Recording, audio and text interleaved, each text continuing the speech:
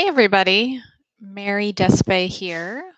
I'm trying something new because if you follow my channel, you know that I've done videos, but they've never really been live. And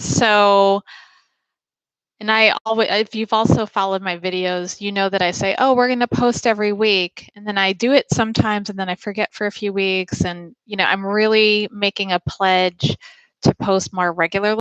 So I think what will help is if I do these lives. So that's what I'm going to do a few times a week going forward. So if you have questions for me, feel free to type it in the chat. But I'm going to pick different career, hiring, recruiting kind of topics for those looking for a job or a new opportunity or looking to build awesome teams. And just in advance, I apologize. There's like construction going on in the back, so you might hear some pounding around and other noises. But anyway, so this video today is going to be a quick video really in response to some questions I've been getting lately about where are some of the best places to look for a job or to learn about jobs beyond the job boards.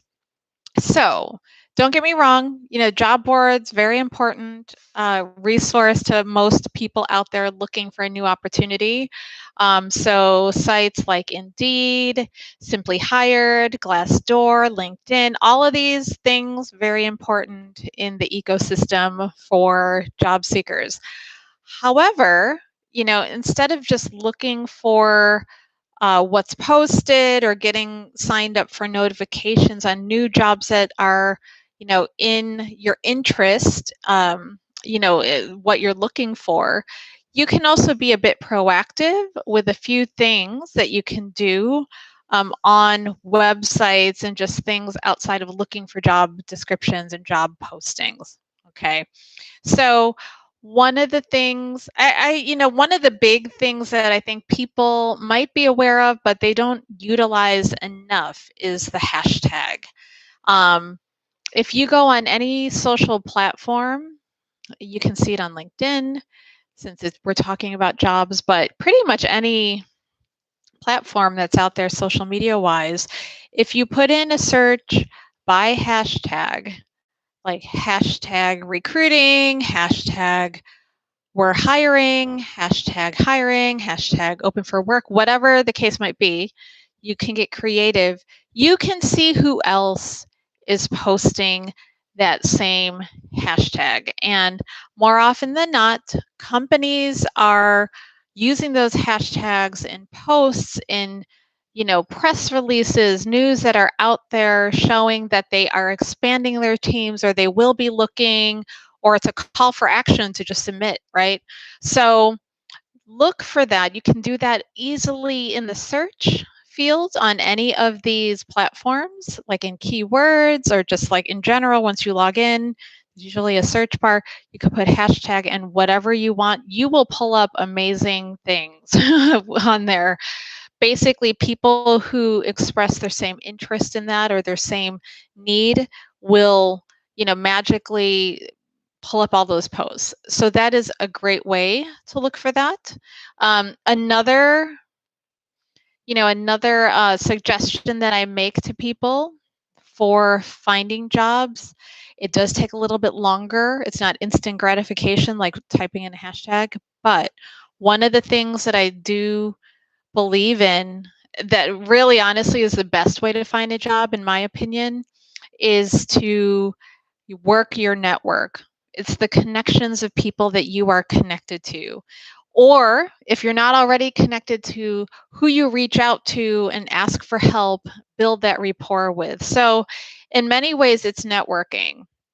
It's networking in the regard of, who you know, and just asking people like, hey, do you know anyone who is hiring for such and such position?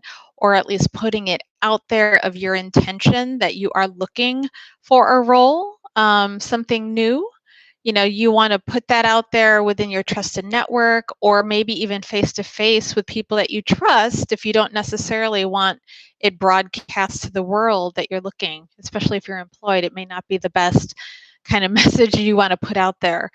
But asking and sharing the the idea that you are in, the market for something new is very important. So when I say your network, it's people who you trust. I mean, it can be as easy as, people that you have worked with, former bosses, managers, supervisors, former teachers, co-workers even that have moved on and they're somewhere else and you trust them. You can ask for that kind of introduction or to learn a little bit more, but also people you don't know. And these might be people that you're connected to online, say like on LinkedIn, where maybe they've reached out to you and they wanted to be a connection.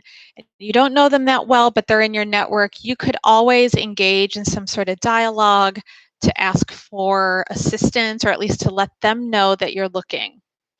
And that's part of the success in finding a job. It's not just, applying and hoping someone contacts you like it was, 10, 15 and longer years ago.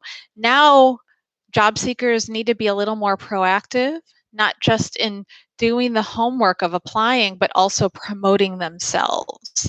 And there are so many people who are great at promoting themselves and showing that they're an expert or they know their stuff in a particular area. So I think these are things that you need to think about on your own and that you can easily incorporate.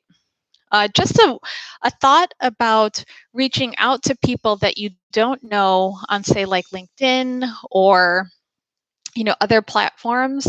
Say you want to learn about opportunities at a different company and you don't know someone that's there and you reach out to someone.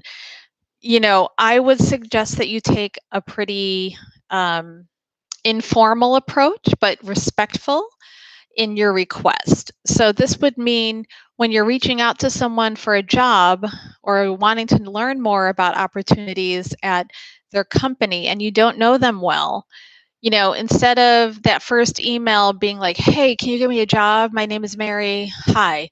Like very desperate sounding. You want to, make it easy and make it easy for them to respond and say yes to you. So what do I mean by that?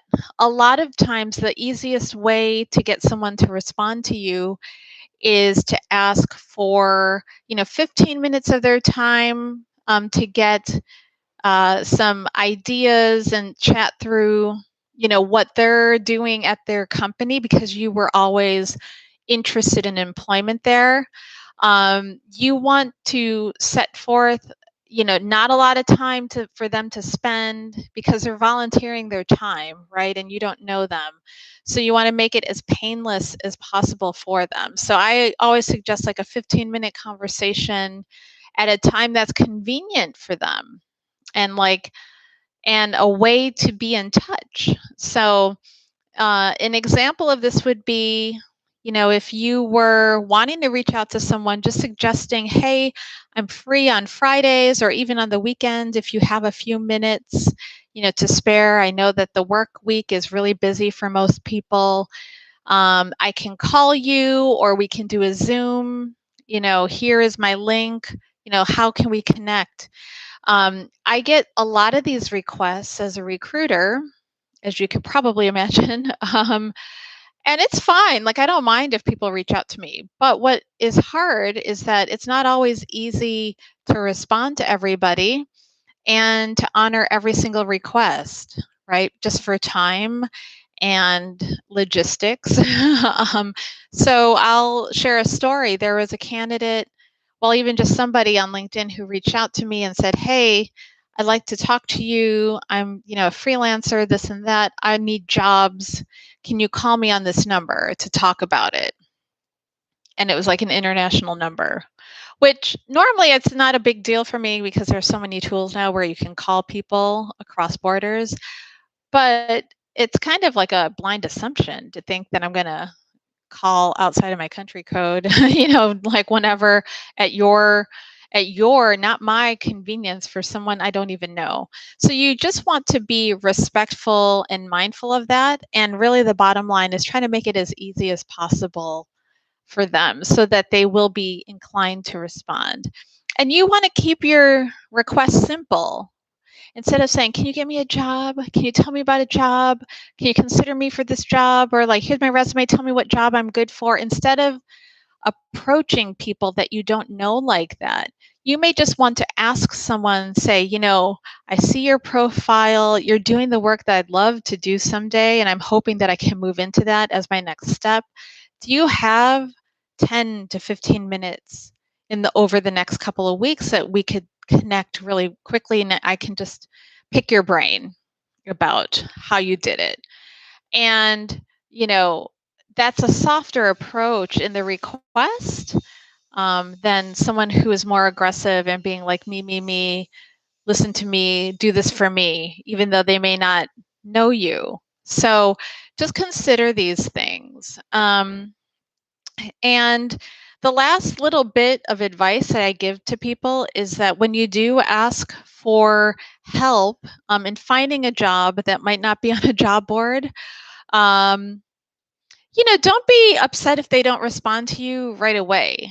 A lot of times, again, people, they may not be familiar with who you are. I mean, just think about it. Do you respond to everybody who writes you an email or gets in touch with you, like calls you on the phone and you don't recognize the number? You may not always get in touch with them right away. So give some space and time and be patient for people to respond to you. And some of them may not even do that.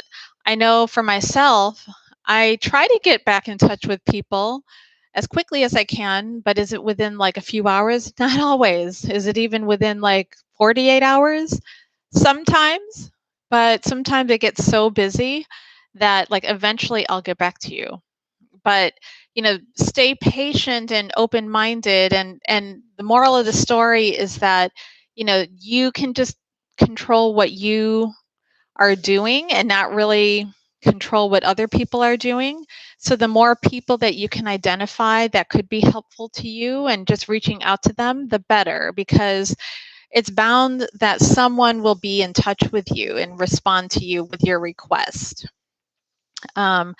I know that I just said it was my last bit of advice, but I will say that one of the people that you should always reach out to, and you can do your homework on this if you're on LinkedIn or any of the social platforms or company pages, recruiters at that particular company's, like organization in their recruiting department, you can always reach out to for assistance to help navigate the job postings or seeing, like what the status is.